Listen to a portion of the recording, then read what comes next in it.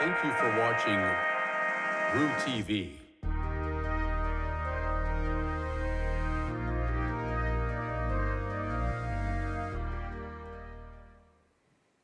Welcome back to another episode of RooTV. I'm Grace Kurtz. And I'm Jazlyn Summers. On a hot fall day, dozens of UMKC students clustered outside Sweeney Rec Center. Stay tuned to find out what was going on.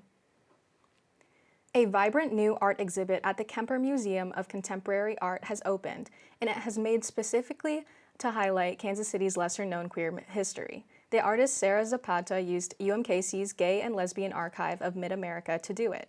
Zapata's abstract exhibit, called So the Roots Be Known, is full of beautiful lavenders and intricate carpet designs showcasing many different motifs and tributes to Kansas City's lesbian history.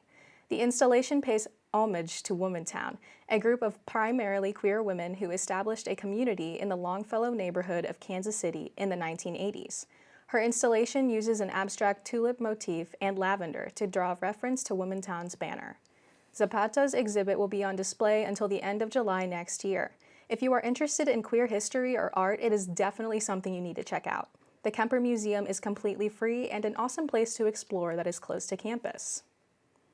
The Kansas City Zoo opened their new aquarium this month on September 1st. The Sobella Ocean Aquarium took 10 years and $77 million to come together. It is home to 8,000 animals in 34 new habitats, including sea otters, a sea turtle, sharks, and a giant Pacific octopus. Sean Putney, Executive Director and CEO of the Kansas City Zoo and Aquarium, remarked that the aquarium is in the Midwest, where many people haven't been to an ocean and may never go.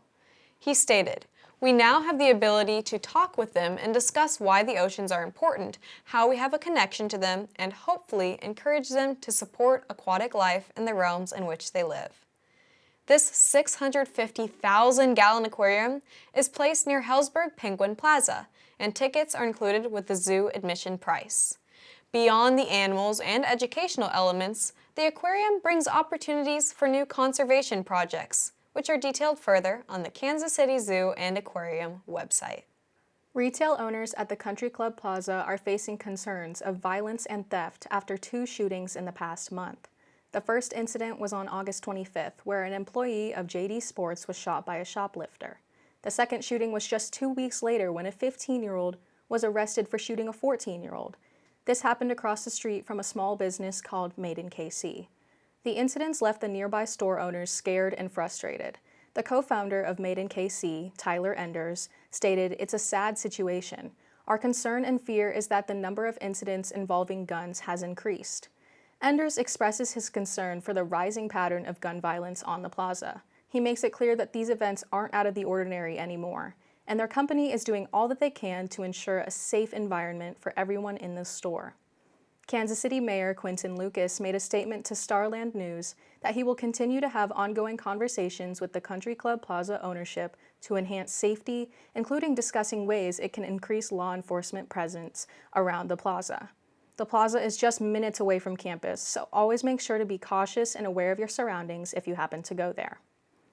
Now, let's throw it over to Jackson Ogden for sports. Welcome back into the Den. I'm Jackson Ogden alongside Cristian Martinez. Fall sports are in full swing right now, and we've got you covered on anything you might have missed. Well, we're going to kick it off with men's soccer as they had a very productive week at home, beating Drake for the first time in 11 years on Labor Day by a final of 4-3. Later on in the week, the Roos would host the 18th ranked SIUE and earned themselves a point with a 1-1 draw. Luke Holtling recorded his first career goal for the Roos in the draw. Women's soccer had a big-time matchup with the Kansas Jayhawks last week and had an impressive 1-1 draw. After Kansas drew first blood in the 50th minute, Brianna Castleberry hit a strike from outside the box to even the game back up at 1 apiece in the 52nd minute. They'll take on Southern Indiana at home this Thursday before heading on a 3-game road trip. And now volleyball continued their hot start to the season in the Golden Grizzlies Invitational, going 2-1 and improving their record to an impressive 8-1. They'll be home for the first time this season as they compete in the KC Roos Classic. They're set to take on SEMO at 1 and Austin P at 7 on Friday before they take on their rivals St. Louis at 2 p.m. on Saturday. All right, so the Chiefs lost their home opener and their opener to the season 21-20 to the Lions. We're not going to dwell too much on that, though. Travis Kelce and Chris Jones were out. We're going to give a quick preview and prediction on their Week 2 matchup this Sunday in Jacksonville. Cristian, go ahead and kick it off. What do you think this week looks like for Kansas City? I think the biggest thing this week for Kansas City is their wide receivers getting back in tempo.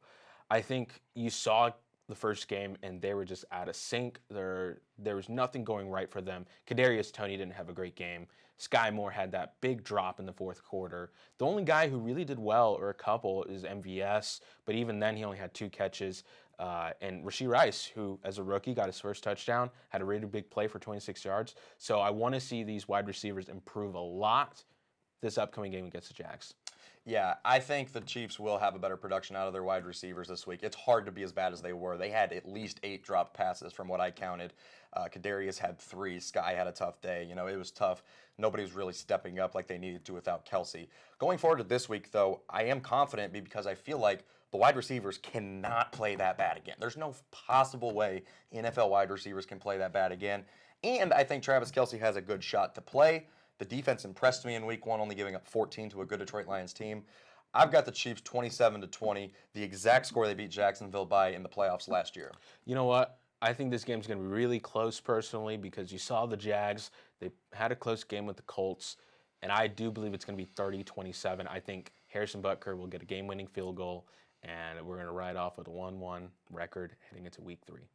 Well, hopefully Kadarius Toney's hands are no longer greased with butter and just absolutely unable to catch a football next week. Can only hope at this point. That's all for sports this week. Let's go ahead and toss it over to Deja McKenzie. Good day, Ruse. My name is Deja McKenzie, and I want to elaborate on the Divine Nine Garland celebration and Legacy in Bloom that happened this past Saturday, September 9th. The Divine Nine Garden celebration took place in the UMKC Volker Campus Quad, surrounded by all 9 organizations of the National Panhellenic Council. During the celebration, each president of the organization participated in the unveiling of the plaques to show recognition of legacy and unity. After the celebration, members of the Divine Nine and guests went to the Miller Nichols Library to see Legacy in Bloom exhibit. The exhibit honored the historic journey and experiences of the Divine Nine organization and members. Calvin Flemings, president of Delta Rho and a member of Alpha Phi Alpha fraternity, said, "I am very proud of the involvement that everyone contributed to make this event special. I feel like this event was long overdue. This event is a reflection of where we come from, what we're doing in the present, and the future." Since myself, I love the Divine Nine, I want to say that it was extremely beautiful to see my favorite fraternity, the Alphas, as well as the Kappas, Omegas, and Sigmas, and Iotas, as well as my favorite sorority, SG's Rose, as well as the AKAs, Deltas, and Zetas, all together to celebrate this monumental moment at UMKC. Another reason why it was a memorable event was seeing the young and the old representing Black excellence. If you are interested in checking out the exhibit, it is located in the Miller Nichols Library on the 4th floor. Last week, dozens of UMKC students clustered outside Sweeney Rec Center, excited by Are You Kidding TV's visit.